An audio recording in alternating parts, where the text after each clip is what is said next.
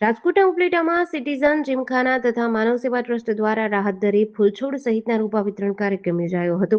અહીંના જવાહર સોસાયટી તાલુકા પંચાયત પાસે આવેલી શહેરની સેવાભાવી સંસ્થા સિટીઝન જીમખાના અને માનવ સેવા ટ્રસ્ટના સંયુક્ત ઉપક્રમે રાહત દરે ફૂલછોડ સહિતના રોપા વિતરણ કાર્યક્રમ યોજાયો હતો, જેનો મોટી સંખ્યામાં ભાઈ બહેનોએ લાભ લીધો હતો.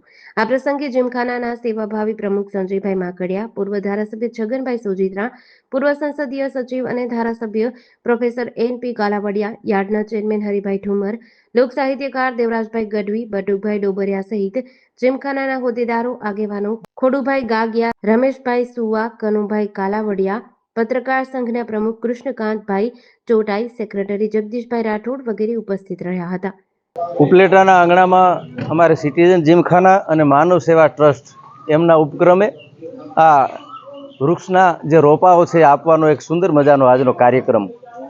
અંદાજે 2200 થી 2500 આ વૃક્ષના રોપાઓ છે એ આવેલા છે. સંજયભાઈ માકડિયા જીમખાનાના પ્રમુખ તરીકેની જવાબદારી નિભાવે છે અને બધા મિત્રોના સહકારથી આ આયોજન થયું છે. આજે સમગ્ર વિશ્વમાં એક આ બહુ મોટી સમસ્યા છે. ખાસ કરીને પર્યાવરણની વાત આવે છે ત્યારે આપણે બધાએ એમાં જાગૃત રહેવું જોઈએ અને જાગૃતતા બધા ગામોમાં છે. ઉપલેટામાં પણ ઘણા બધા મિત્રો છે આવા કાર્યક્રમો કરે છે, જાણીને ખૂબ આનંદ થયો છે. આપણા દરેકની એક ફરજ એ રહેલી છે કે ઝાડવા વવાય તો વાવીએ, ન વવાય તો કમસે કમ એનો નાશ ન થાય તોય સારી વાત છે. કારણ કે ઝાડ છે એ આપણી વગર રહી શકશે, આપણે ઝાડ વગર નહીં રહી શકીએ. આપણી આવનારી પેઢીને સારી રીતે એનું જીવન જીવી શકાય એ માટે ઝાડવા છે એ જરૂરી છે.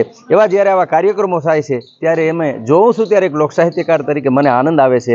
એટલે હું સિટીઝન જીમખાના, માનવ સેવા ટ્રસ્ટ, એમના બધા ટ્રસ્ટીઓ અને ઉપલેટા તાલુકાના પ્રજાજનોનો ખૂબ ખૂબ આભાર માનું છું કે આવી પ્રવૃત્તિમાં એ સહકાર આપી અને આમનો હોશ જે વધારે છે બદલ એમને ખૂબ ખૂબ ધન્યવાદ. મારું નામ સંજયભાઈ પરબતભાઈ માકડિયા, ઉપલેટા સિટીઝન જીમખાનાના પ્રમુખ. આજ રોજ જે સબસિડીવાળા વૃક્ષના રોપાનું વિતરણનો કાર્યક્રમ જીમખાના દ્વારા યોજવામાં આવ્યો. અંદાજે 1000 થી 1200 જેટલા રોપા, ફળાઉ રોપા, 1000 થી 1200 ફૂલ છોડના રોપા, સુશોભનના રોપા તેમજ અન્ય રોપા થઈને 2500 જેટલા રોપાઓનું વિતરણ જીમખાના દ્વારા કરવામાં આવ્યું. ગયા વર્ષે પણ અમે 3000 થી ઉપરના વૃક્ષોનું વિતરણ કર્યું હતું.